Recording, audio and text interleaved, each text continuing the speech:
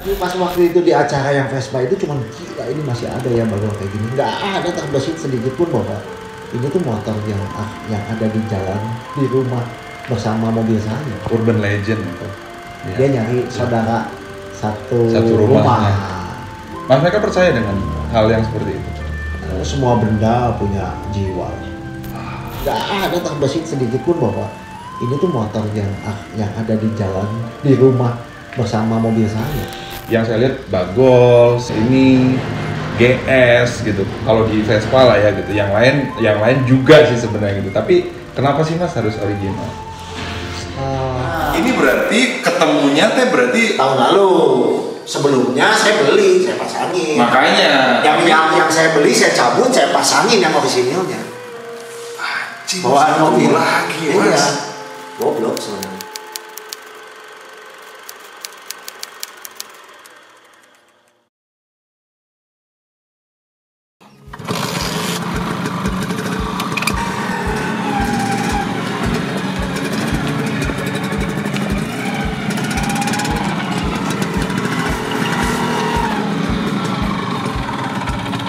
Oke, selamat datang di Ravespa kembali. Kali ini saya berkolaborasi sama Mapscoot dan kita akan mendatangi sebuah garasi di Bandung.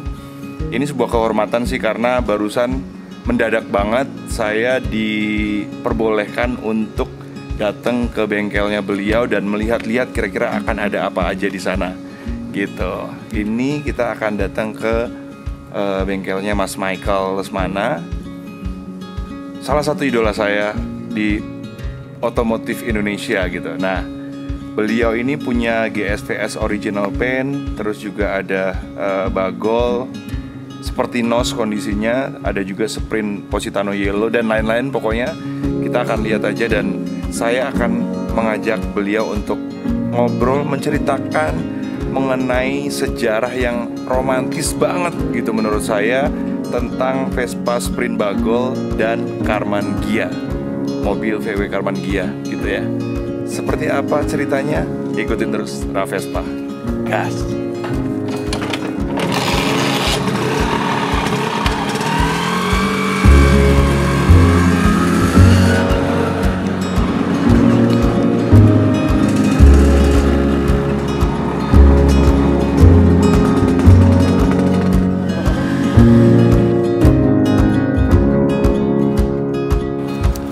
Begini tapi lengkap tuh ya kan, dan foto Vespanya itu ini dia. Udah nih. Oke, kayak seriusnya. Selamat sore teman-teman, kembali lagi di Ravespa School Vlog. Ini saya punya konten yang namanya adalah Scoot Talk. Nah, Scoot Talk ini adalah obrolan dengan orang-orang yang berpengaruh di, kalau saya lebih mempersempit di perpespaan sih sebenarnya, persekuteran lah gitu, karena jujur agak grogi saya karena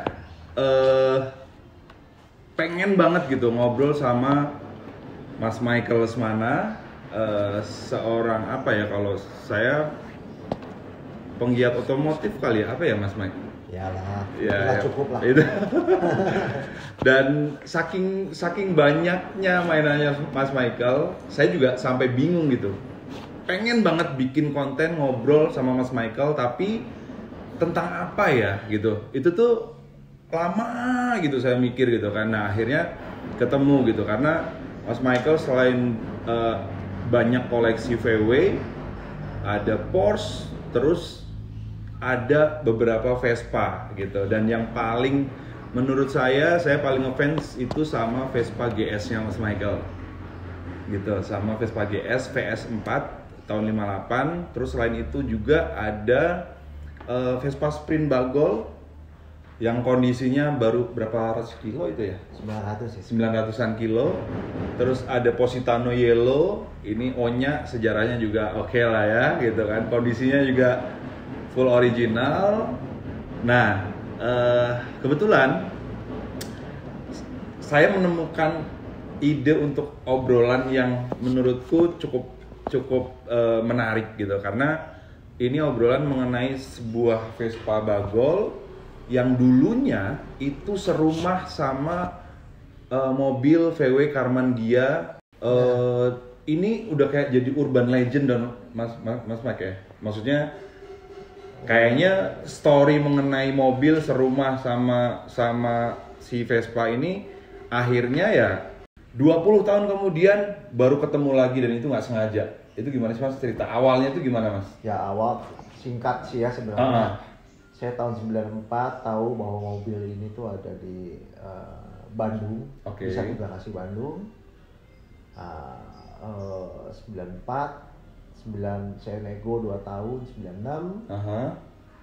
Pas saya datang ke sana, saya itu kan rumah setengah kosong sebenarnya. Saya masuk karena lampu-lampu mobilnya nggak ada, jadi saya ngomong saya mau nyari-nyari lah, mau apa, oh silakan aja. Saya terus dia ngomong ini mau sekalian nggak dibeli. Unit yang ini pada waktu itu. Pada waktu itu. Ya. Oh ini emang mau dijual juga, ya mau dijual. Oke. Ada Sespan BMW, ada Vespa. Di sini ada fotonya, nanti ada, kita kasih lihat ya. Ada Vespa, ada Sespan BMW, ada Vespa. Waktu itu saya cuman ceritanya tuh emang rumah itu tuh rumah transit gitu Mas, keluarga. Sejarahnya si mobil saya ada di garasi itu karena dia dokter di Jakarta, sekolah di Hasan Sadikin, ngambil praktek atau apa saya nggak tahu lah sekolah, untuk melengkapi sekolahnya dia jadi di Hasan Sadikin Bandung. Dia bawa mobil itu ke Bandung. Nah satu keluarga lagi itu tuh dari Cirebon. Si Cirebon ini tuh mau barang ini tuh dia kalau kayak beli barang lah Mas ke Bandung. Biar di Bandung dia punya kaki, dia belilah motor. Oh gitu. Jadi kalau dari Cirebon pakai travel, pakai kendaraan umum sampai Bandung ke rumah itu, dari rumah itu dia kemana-mana tuh pakai motor ini. Ya mungkin ditempuh 900 kilo ya, baru ceritanya baru segitu ya. Baru segitu, dan akhirnya emang motor itu diem di sana sih. Saya nggak tahu juga sampai berapa lama, dari awal sampai berapa lama diem di situnya saya nggak tahu.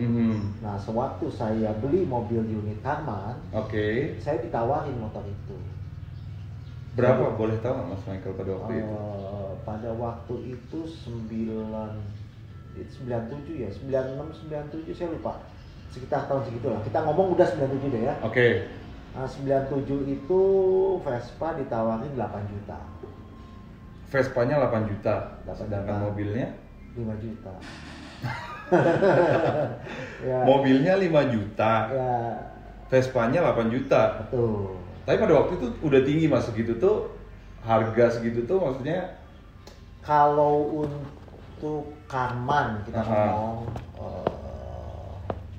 mau kita anggap aja gini deh, mobil VW Kodok sudah dibangun, bagus, tahun 60-an ya, itu mungkin di angka sekitar 15 sampai 20 juta lah, tahun-tahun segitu mungkin sekitar segitu lah.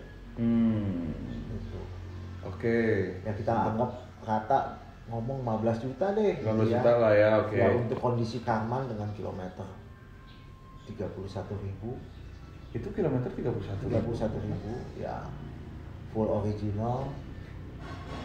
Itu masih full patina itu? Masih patina itu original. Ya 5 juta ya murah lah. Cuman saya waktu itu ngomong, saya nggak punya uang banyak juga. Saya ngomong, boleh nggak saya cicil 2 kali? 5 juta masih nyicil Mas Michael? Masih nyicil ya. Jadi saya waktu itu saya cicil 2 kali. Mobil aja saya cicil. Mobilnya aja saya dicicil ya. Apalagi saya suruh beli Vespa yang 8 juta ya, saya nggak di luar kemampuan saya. Nah begitu saya udah nggak begitu, ya udah saya cuman punya waktu itu tuh saya motret, saya fotoin, beberapa foto juga, slide foto juga kan ada beberapa mungkin yang emang proses saya ngambil Vespa apa segala, ngambil Karman, dan saya juga emang ngambil foto lagi pas di kamar. Itu sih si Vespanya kan ya. Oke, nanti kita kasih lihat ya teman-teman. Oke. Vespa motor ini saya foto, udah saya simpan aja sih itu foto. Jadi kayak. Berarti ini yang ngambil foto ini Mas Michael juga pada waktu itu? Saya sendiri. Pakai iPhone, pakai kamera cuci cetak gitu Mas. Makanya masih pakai kamera ini ya, kan manual kan berarti Mas ya. Nah dari situ udah nggak tahu apa segala. Terus saya beberapa kali saya ya udah di tahun-tahun 2000-an 2015 apa ya? Oke. Atau 2016 saya juga lupa. Maksudnya di proses selama itu saya juga wah gila ya. Si Vespa Bagol itu kemana? Cuma gitu aja sih. Oh iya. Tapi nggak udahlah. Mau kemana apa segala kita juga nggak tahu. Nah satu waktu saya cuma ngeliat bahwa wah gila nih ada Vespa Bagol NOS. Ya. Di acara apa itu pertama kali itu? Di acara apa ya waktu itu ya? Itu di Jogja atau di mana Mas? Jakarta. Di Jakarta, acara di Jakarta.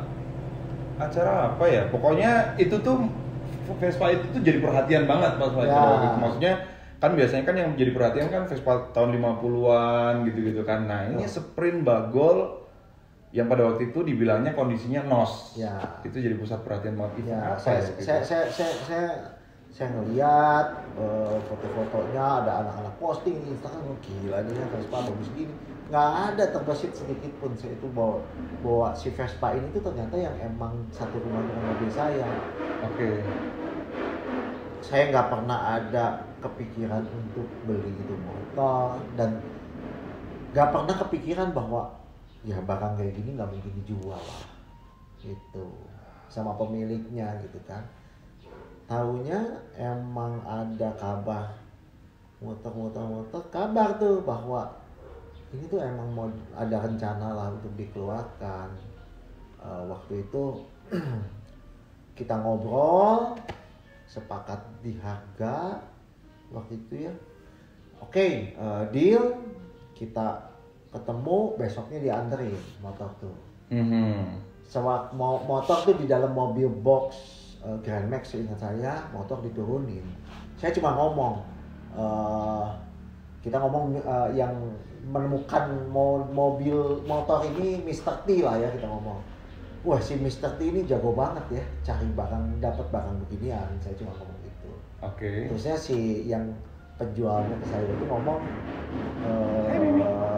penjualnya itu ngomong, ya ini ya masa kok Mas Michael nggak tahu ini kan barang dari Bandung. Nah semenjak diomongin gitu, saya jadi jadi ingat gitu.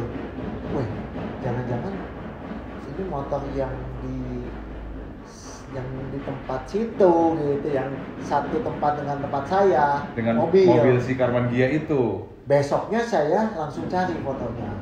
Oke. Karena kondisi si motor keterima sama saya tuh nggak ada plat nomor. Oke, berarti waktu dealing segala macam itu Mas Michael tidak pernah kepikiran bahwa motor ini adalah motor yang satu rumah sama Karman Gia? Nggak pernah. Saya sama sekali nggak pernah ngelihat bahwa oh ini motor ini, kalau misalnya emang betul, saya cari fotonya, wah benar nih, wah ini benar emang gila nih, perputaran barang nih akhirnya balik nyari temennya mungkin kan. Saya nggak kepikiran sama sekali karena saya nggak ngeliat itu namanya plat nomor apa enggak. Nah setelah saya ambil motor di bengkel, besok malamnya saya cari fotonya, saya cocokin, ya tandain aja sih sebenarnya yang ada bekas tanda. Oke, di sini nih. Ini nih Mas Michael. Ya tanda itu yang emang ini masih ada nih. Masih ada. Oke. Nah, itu yang buat saya ini yakin sih, ini pasti. Ini nih tandanya nih. Ini Mas ya. Ini apa sih? karet apa gimana ini mas? Kayak zaman dulu tuh mungkin kayaknya ini kan gedung Doro atau apa ya. Zaman dulu kan ada kayak Stiker. kayak model peneng aluminium gitu yang ditempel. Itu saya lihat sih. Jadi plat nomor nggak ada tapi ada tanda seperti itu kan. Makanya saya ini udah pasti. Nah saya ngomong ini plat nomornya mana? Oke. Karena kalau mau ngomong motor ini nos ini nggak nos karena saya tahu ceritanya. Oke. Plat nomornya mana? Wah kayaknya nggak ada. Udahlah. Kayaknya berselang berapa tahun ya? Nah ini 2018 kayaknya. 2018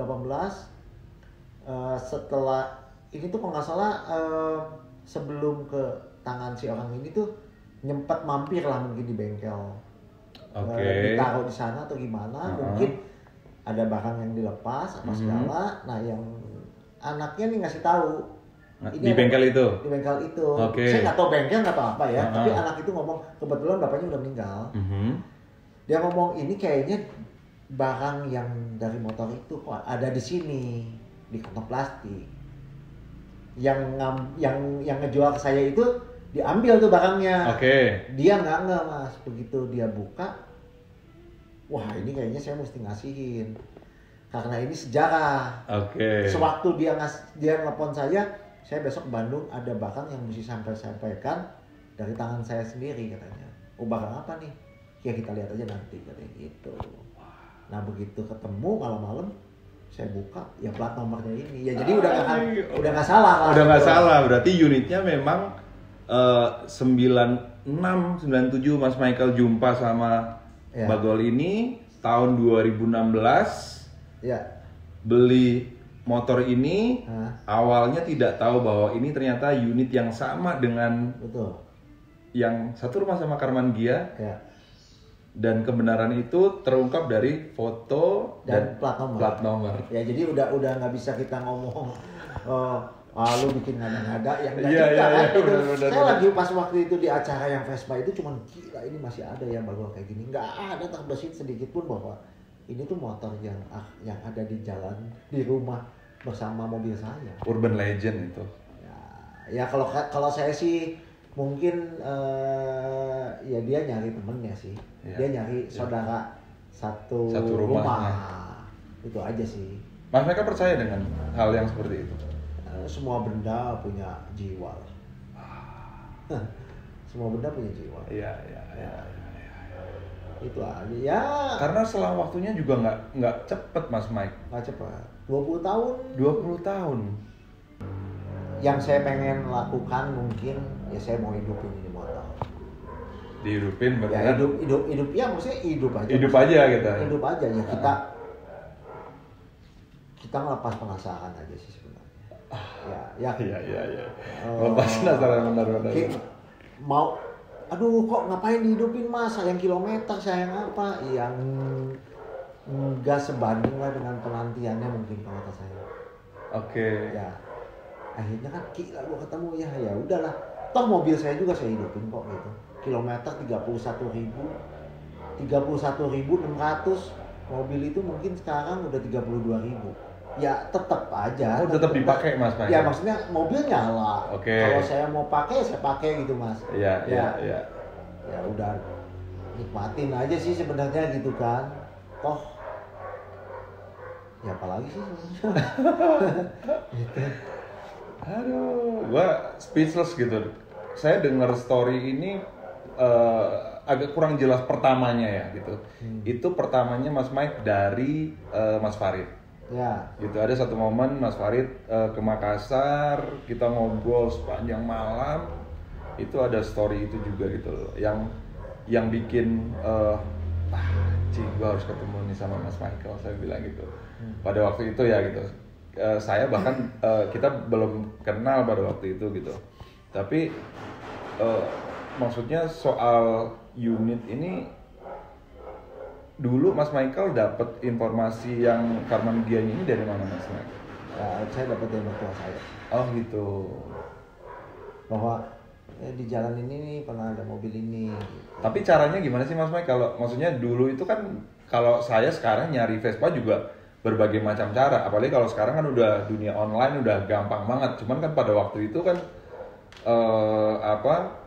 untuk nyari barang kan benar-benar informasi gitu-gitu, informasi pun ya dari mana-mana aja gitu. Itu caranya Mas Michael untuk nyari unit pada waktu itu tuh Dia datengin aja langsung. oh gitu. Ya, jadi kayak saya pernah kejadian juga, saya pakai mobil Mercy bapak saya, saya berhenti, terus di tempat parkiran, kebetulan parkirannya apotek, apoteknya udah tutup, di atas jam 9, saya di situ, saya parkir, saya jalan kaki, ya deket lah pokoknya sebelahan situ ada tukang sate, saya makan di situ. Oke.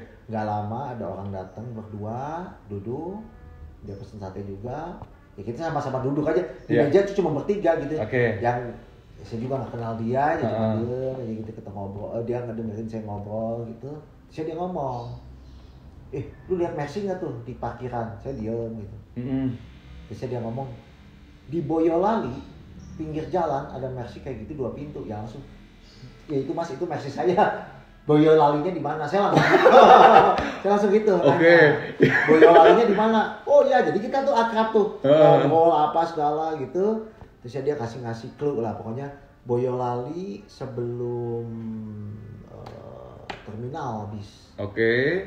Sebelah kiri jalan katanya. Kalau terminal bis sebelah kiri, ini di kiri juga, di bengkel.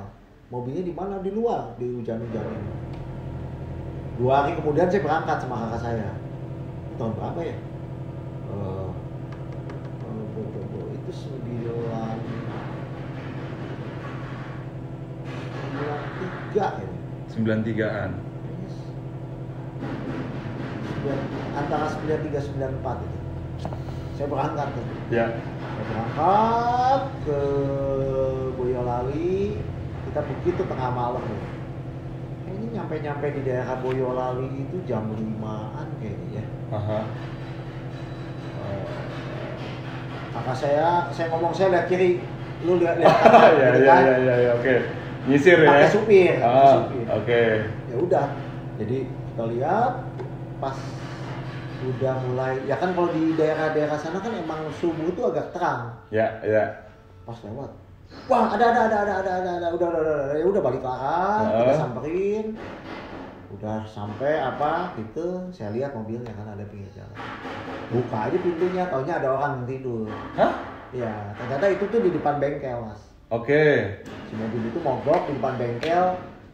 Kenapa bengkelnya bengkel mobil mesin diesel? Karena mobil itu diganti sama mesin Mercy yang tipe diesel. Jadi mungkin si bengkel ini bisa benerin.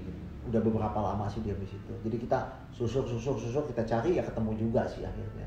Akhirnya kita bawa. Cuman saya buang penasaran Mas. Terusin ke Jogja karena saya beberapa info mobil itu banyak waktu itu tuh. Jadi waktu itu saya SMP, bapak saya kan punya perusahaan. Orang-orang itu banyak dari di luar Jawa Barat. Ada yang dari Jogja, ada yang dari mana gitu kan. Saya biasanya bekelin. Satu roll film lagi yang dalam kamera. Jadi saya ngomong, kalau lihat apapun, mobil baru, mobil antik atau motor, tolong fotoin. Iya, udah dibekelin kamera nih pada waktu itu tuh. Ya 2-3 kamera saya bekelin. Begitu dia pulang dari Lebaran, saya collect, saya cuciin. Ya saya nggak bisa beli Mas, karena saya dulu nggak boleh beli motor sama bapak saya. Nah saya jadi cuma ngeliatin, wah gila ini ada motor BMW, ada Lambretta, gitu kan, Harley. Kayaknya ibu saya mungkin masih menyimpan foto-foto itu. Nah, satu yang lucu itu mobil di Jogja. Ada satu unit mobil Jogja, Mercy, yang gila ini zaman dulu minta ditukar sama Honda udah ditanya untuk tukar guling sama Honda Prestige.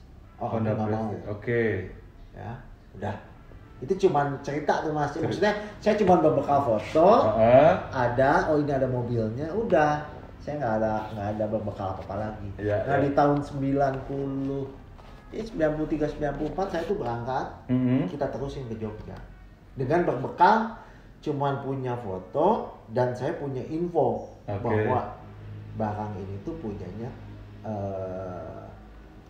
koran kedaulatan rakyat. Ah. Ya pada akhirnya kita ketemu sih. Ya, Ketemu mobilnya, ketemu gudangnya.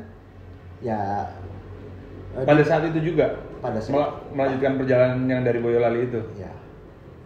Oke. Di itu tuh saya tuh di Jalan Kolombo ada Karman Gia, saya cari udah nggak ada unitnya. Tapi ya saya jadi kayak zaman dulu pernah dikasih tahu ya saya, oh ini Kolombo, oke Kolombo nomor sekian. Aha. Saya samperin, pernah ada tapi udah nggak ada mobilnya. Ya udah, jadi cuma buang penasaran. Yang saya cuma penasaran mobil Mercy itu masih ada atau enggak. Tapi emang saya lihat emang masih ada. Dan sama kolektornya emang nggak dijual. Itu sih. Jadi ya emang nggak. Ya buang penasaran sih. Pulang dari daerah Jawa, Jogja itu ya kita pulang punya info. Dan akhirnya yang mobil yang Mercy yang di pinggir jalan itu akhirnya ya dikebeli gitu Mas. Itu aja sih. Jadi yang pasti happy banget dong Mas Mike. Iya ya dong, happy sih pasti ya. perjalanan banfai gitu, dapat ya. unit ya kan. Saya nyempet sampai ke kata orang-orang di daerah sana, kayaknya saya pernah lihat ada unit di daerah sana, tapi daerah sana itu tempat pemotongan besi. Saya datengin, saya telepon orangnya, di mana lagi gitu. Jadi emang temen-temen bapak saya mungkin yang tahu info itu saya korek-korek, di mana. Cuman berbekal gitu aja sih sebenarnya. Oke, dulu begitu ya. Nah, coba bekal. Ya beberapa mobil ketemu sih kalau kata saya. Ya. Saya ketemu mobilnya yang di Jalan Kolombo, betul, tapi udah nggak ada. Oh dosen di perumahan dosen ada mobil Amerika ini, masih ada mobilnya, tapi emang nggak dijual juga gitu. Cuman buang penasaran, bener nggak ini? Emang bener. Itu sih. Tadi dulu Mas Mike, berarti emang dari SMP Mas Michael Ya main mobil. suka Otomotif. otomotif itu Dari bapak saya, dari kakak saya. Ya bapak saya, saya sama kakak saya itu ya emang udah trio aja gitu. Jadi iya. emang dapat mobil, bersih-bersihin mobil, buka bemper apa, bersih-bersihin, pasang-pasang lagi ya udah biasa sih gitu. Ya minggu-minggu kita nih yang ngurusin begituan gitu Mas. Oke. Jadi nggak ada yang lain. Iya, Yang iya, cuma iya. disayangkan ya waktu itu emang saya nggak boleh pakai motor. Pada waktu itu nggak boleh pakai motor. Nggak boleh. Saya pengen banget sama motor. Saya emang pengen motor. Saya pengen ini. Wah ini ya. Padahal banyak dong, harusnya unit gitu, maksudnya yang Mas Michael tahu gitu. Ya banyak sih, banyak. Ya kalau waktu itu kan harganya nggak semahal sekarang lah Mas. Ya Maksudnya, wah ngelihat BMW, ngelihat Harley, lihat Lambretta, lihat Vespa, foto-fotonya ya kenyang aja gitu Mas. Iya. Cuman ya nggak bisa ngapa-ngapain juga gitu kan. Kan pada waktu itu. Iya, ya sekarang bisa memiliki sebagian kesempatan. Cukup senang sih Mas. Terus kenapa Mas Michael suka yang, maksudnya kalau dari koleksi yang saya lihat itu Mas Michael suka yang original gitu. Iya kan, maksudnya nggak tahu lah ya gitu. Apa reasonnya apa gitu? Maksudnya yang saya lihat Bagol, ini GS gitu. Kalau di Vespa lah ya gitu. Yang lain juga sih sebenarnya gitu. Tapi kenapa sih Mas harus original?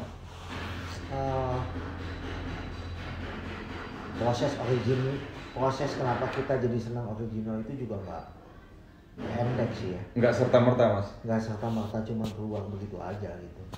Ya kita juga ngalamin lah Mas. Ya. Kayak semua juga kata saya proses ya. Ya.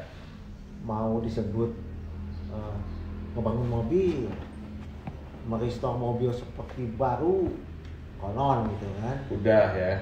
Ya udah pernah ngalamin apa. Oke. Penyesalan ada.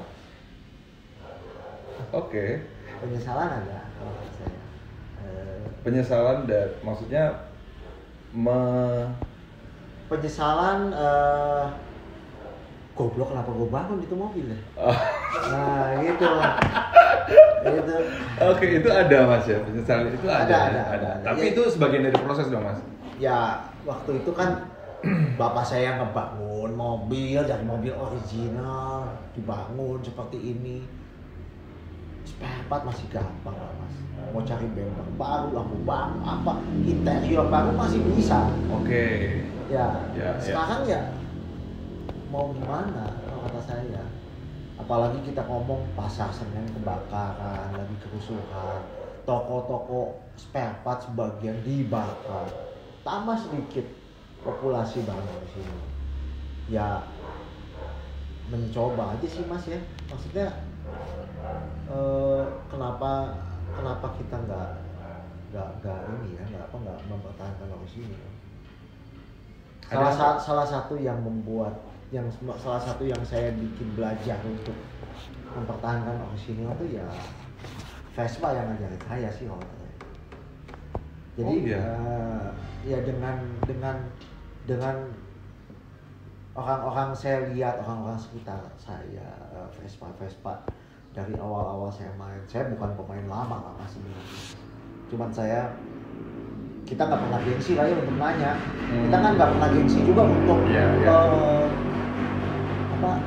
nanya, kita samperin kayak kita ajak ngobrol orangnya gitu kan. Cuman emang Vespa sih gila sih menurut saya. Kelasnya banyak mas. Oke. Tapi ya salah satu yang kelas yang mengajarkan saya itu ya emang barang copotan dari motor itu beda dengan barang new old stock gitu ya. Bautnya ini mesti dicariin. Kita lebih gampang merestore baut mas daripada kita mencari baut rusak atau baut yang emang dulunya warnanya kilap sekarang jadi abu-abu. Itu sangat sulit kalau menurut saya gitu mas. Ya, yang emang baut ini period korek kok dengan patinanya dia itu kata saya nggak gampang. Nggak gampang. Ya. Nggak gampang. Betul. Merestore baut yang tadi dia jelek, wah ini kamak nggak ada, udah susah. Kita bikin lagi bentuknya, kita kikir bentuknya, udah bagus, dratnya bagus, kita vaksing. Ya 90% keluar seperti baru bisa lah.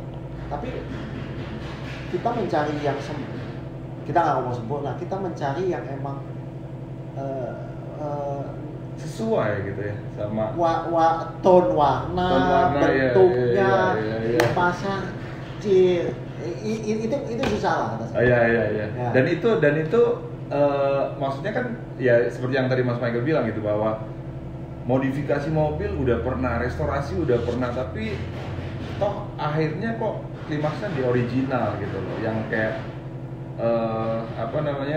ini kayaknya ini yang paling susah atau gimana sih Mas Mike gitu. Maksudnya kalau saya sih menurut saya kenapa akhirnya saya juga suka original ya Vespa juga gitu, karena saya kan di Vespa gitu, yang mengajarkan saya suka original ya Vespa gitu. Cuman menurutku itu yang paling susah Mas, dan apa ya buat saya Vespa itu karya gitu loh. Maksudnya saya tuh pengen gitu Mas, kayak kita lah membuang rasa penasarannya Mas Michael dengan rasa sprint bagol yang original. Ini pasti nanti suatu saat akan dibunyiin kayak gini. Ya.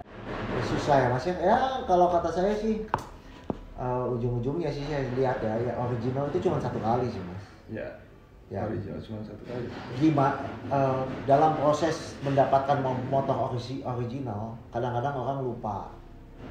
Wah motor gue original ya udah selesai. Ya. Kan begitu kan. Ya. Tapi kan nggak mungkin lah Mas motor itu 100% original. Yes. Bukan ngomong kita cat lah, tapi mungkin ada baut yang emang harus diganti. Yang dulu satu biji ini hilang, terusnya diganti sama baut apa gitu Mas. Ya. Itu kan sebenarnya kenikmatannya mungkin Mas.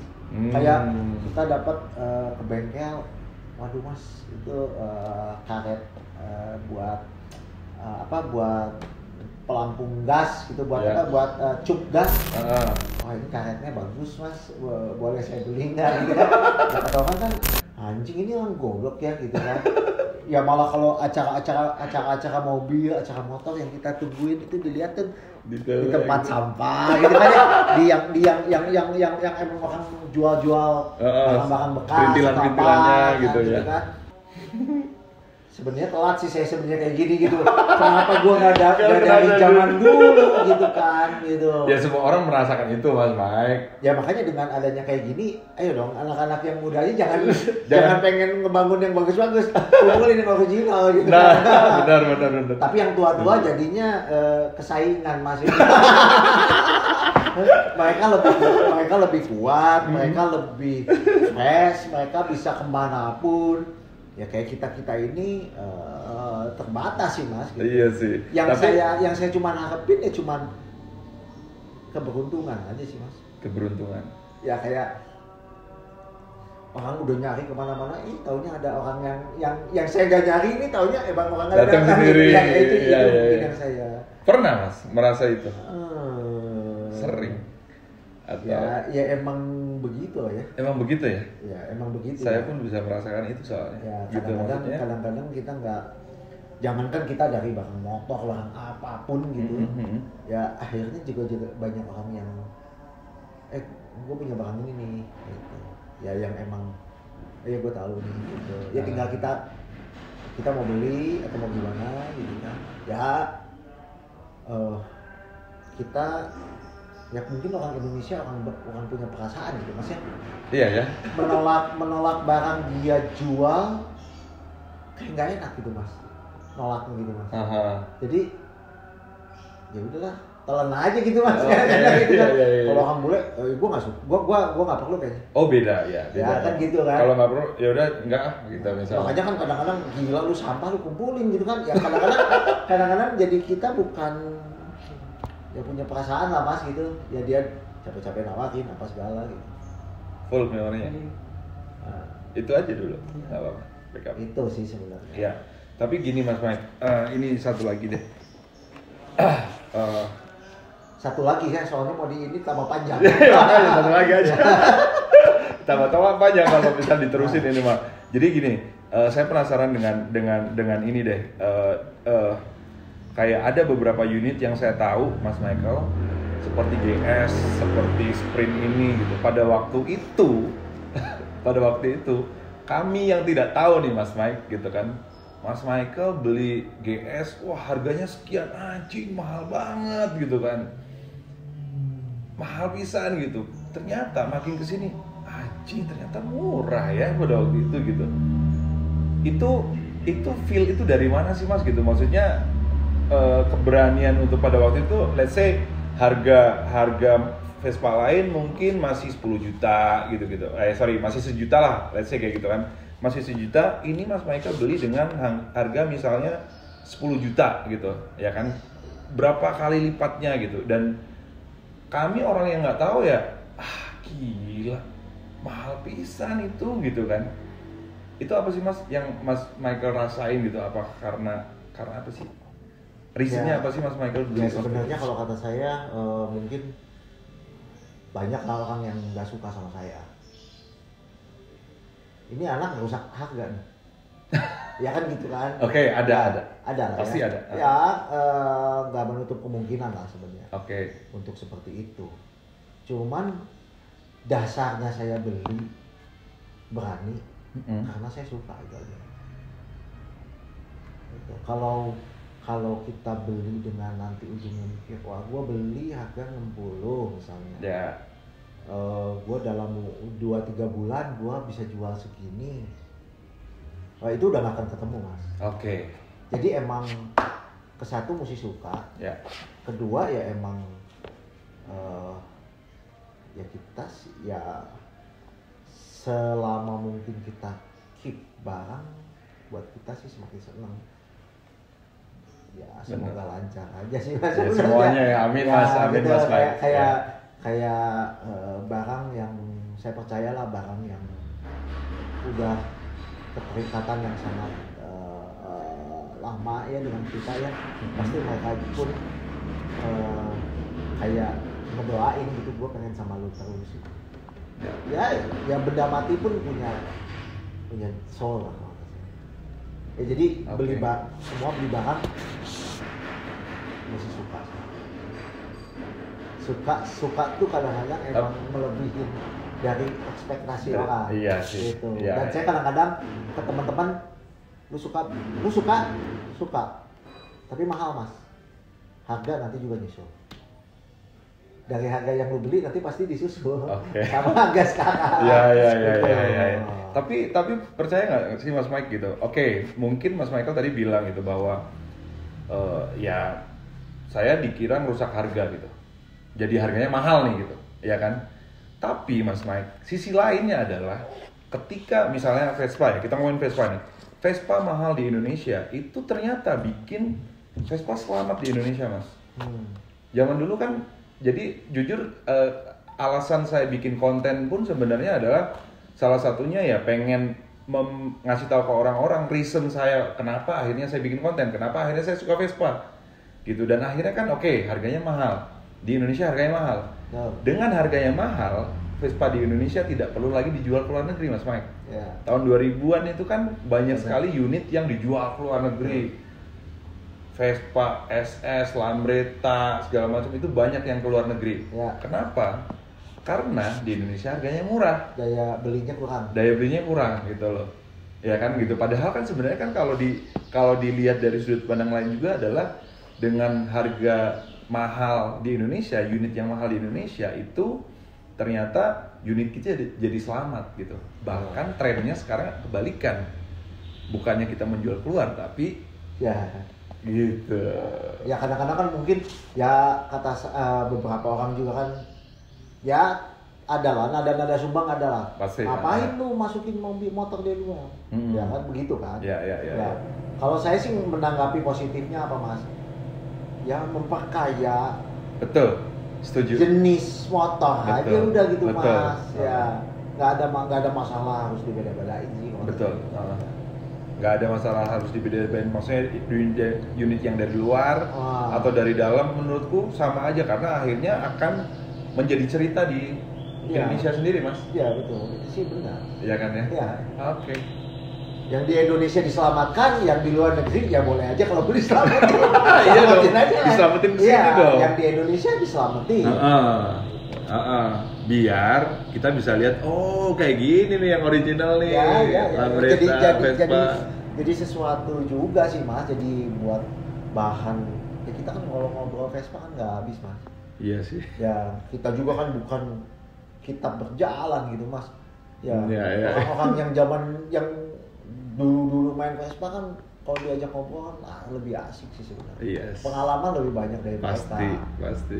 Mereka lebih banyak lah ya gitu kan. Iya Mas, kita mah hipster kali.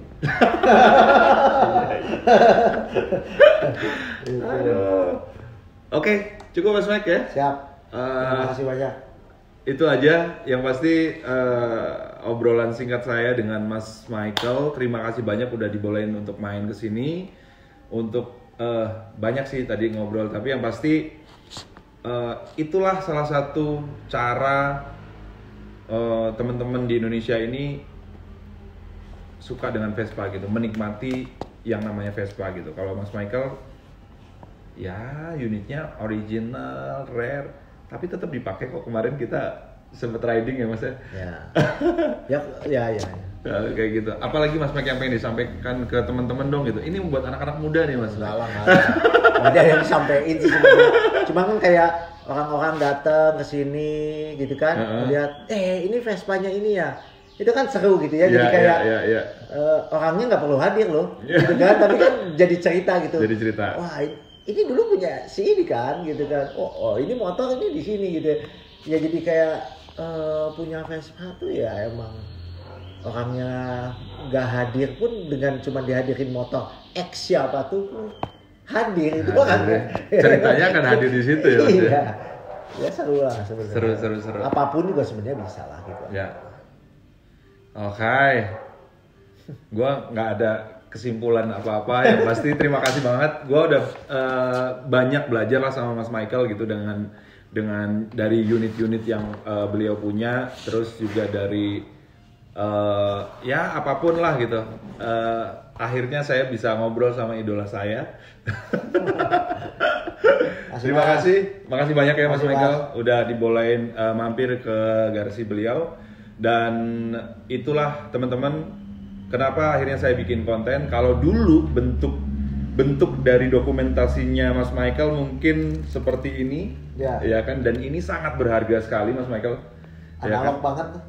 Iya kan?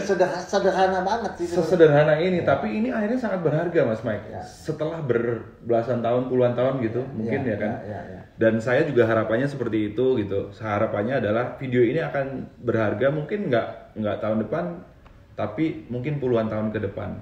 Gitu sih pengennya Mas Mike. Gitu. Oke, terima kasih. Sekian obrolan saya dengan Mas Michael di Scoot Talk-nya Ravespa. Tetap respect untuk teman-teman semua, teman-teman yang menyukai Vespa, mencintai skuter dengan caranya masing-masing. Tetap saling respect each other. Terima kasih. Saya Raffi Mardika. Wassalamualaikum warahmatullahi wabarakatuh. Selamat sore. Qui vient dans mes rêves, qui vient me voir,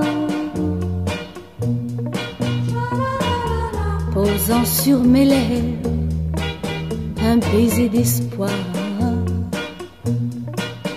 Oh, oh, qui fait de mes nuits un paradis où le bonheur. Oke, jadi ini foto-foto dulu waktu awal Mas Michael ngangkat Karmann Ghia. Ya kan, ini waktu baru mau diangkat dari taman dulu. Kondisinya begini, tapi lengkap tuh. Ya kan, dan foto Vespanya itu ini dia. Nah, ini Vespa. Jadi di samping rumah ya. Ini malah di dalam rumah ya Mas Mike ya? Yang mana? Vespanya teh. Ini di dalam rumah. Ini Vespanya di sini. Oke. Kalau jendela yang dibuka, mobilnya di sini.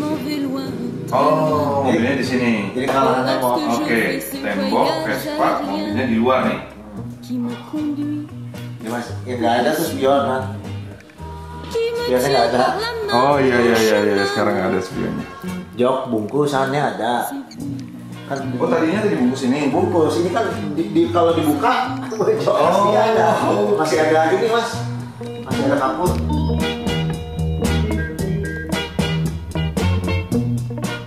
Setelah ngobrol beberapa lama dengan Mas Michael, kayaknya ada yang kurang kalau misalnya kita tidak melihat kondisi Karmann Ghia-nya sekarang.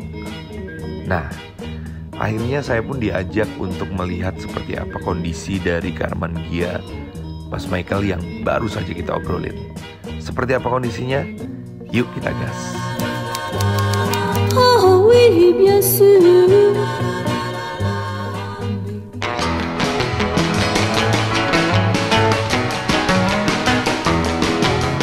Gather round, cats, and I'll tell you a story about how to become an all-American boy. Buy you a guitar and put it in tune, you be rocking and rolling soon.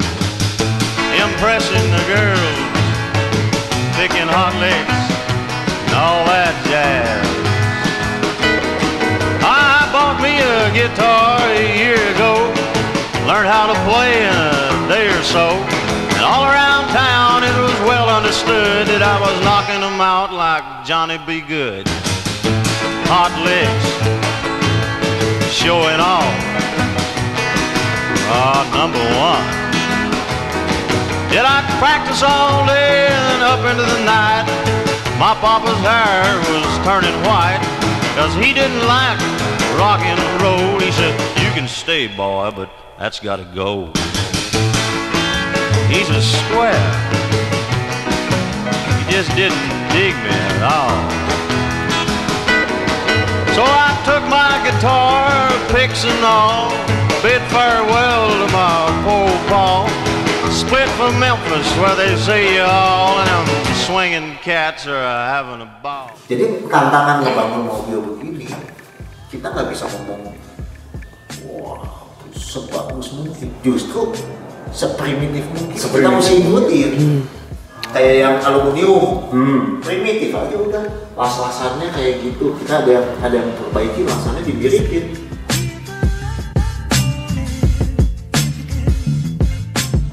Sebenarnya bukannya sombong sih gitu. Cuman kan kayak mobil ini ada di Indonesia kan. Pride lah gitu. Orang luar tuh pride gitu. Benar. Sebenarnya cuma tujuan kita sih cuma gitu, bukannya sok-sokan. Iyalah gitu. Artinya kayak saya pun gini Mas Mike, kayak saya pun akhirnya kenapa akhirnya bikin konten pun sebenarnya justru salah satu goalsnya adalah pengen kasih lihat ke orang-orang di luar nih bahwa Indonesia ini punya skuter heritage juga yang banyak gitu loh, yang banyak dan beragam gitu.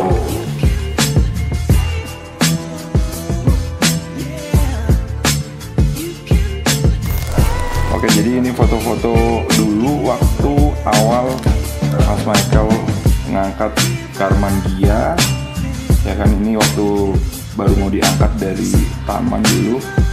Kondisinya begini, tapi lengkap gitu. Ya kan, dan foto Vespanya itu ini.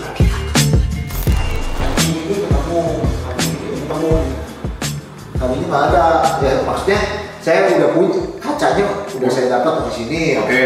Biasanya kancingnya nggak ada, saya dapat juga. Nah pas kemarin dapat ya udah saya balikin lagi semua. Mobil Ininya ada juga, ini berarti. Iya. Terus saya kok tombol-tombol. Wah, ya ini kan. Emang mau nyari itu Mas? Yang enggak lah, maksudnya kan. Enggak, ini maksudnya emang diketemuin lagi. Iya. Emang rumah itu waktu itu emang saya bingung mau dibawa kemana barang-barangnya. Ya udah, kalau Michael mau ambil, ya ambil. Meja apa, ya ambil aja. Tahu masih ya saya. Udah. Lampu-lampu juga dapat semua. Lampu fluorescen, lampu. Ini dari sana juga yang lampu-lampunya. Ini dari si lampu Nexa. Jadi ini kan dicabutin kalau di foto ini nggak ada. Makanya ini kan nggak ada nih. Nah. Ini berarti ketemunya teh berarti Tahun lalu. Sebelumnya saya beli, saya pasangin. makanya. Yang saya beli saya cabut, saya pasangin yang orisinilnya. Anjing, Bawaan mobil lagi Iya. Mas. Goblok sebenarnya. Ini sambungan yang tadi sebenarnya Mas. Iya kan? Iya. Gitu maksudnya. Kenapa harus Mas Michael coba ditelepon dari sekian banyak orang gitu? Ya cuman saya kali yang emang respect sama barang begituan. Dan di sini siapa lagi gitu yang saya kenal. Jadi akhirnya tuh aksesorisnya pun dapat semuanya. Balik lagi. Ya jadi emang udah dulunya anggapannya barang copotan hilang, balik lagi copotannya sekarang. Lucu sih. Lucu banget Mas Mike gitu. Perintilannya loh padahal loh. Maksudnya tombol-tombol ya tombol lighternya pas saya jadi kayak meja gitu. Biasanya kan dibawa sama anak-anak. Ya. Wih, ini barang aman, saya ambilin. Wah, ada ini, ya udah makan topi. Ya saya ngomong, ini saya dapat ini mobil aja, ya udah ambil aja. Ya.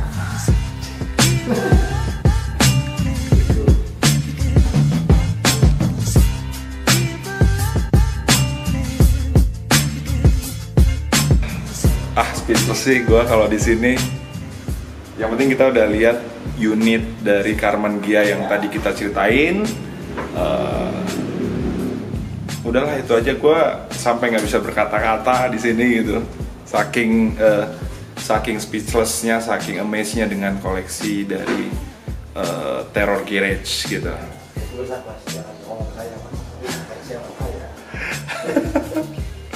Luar biasa sih. Ini salah satu apa ya, pembuktian gitu bahwa Indonesia ini memiliki koleksi yang luar biasa.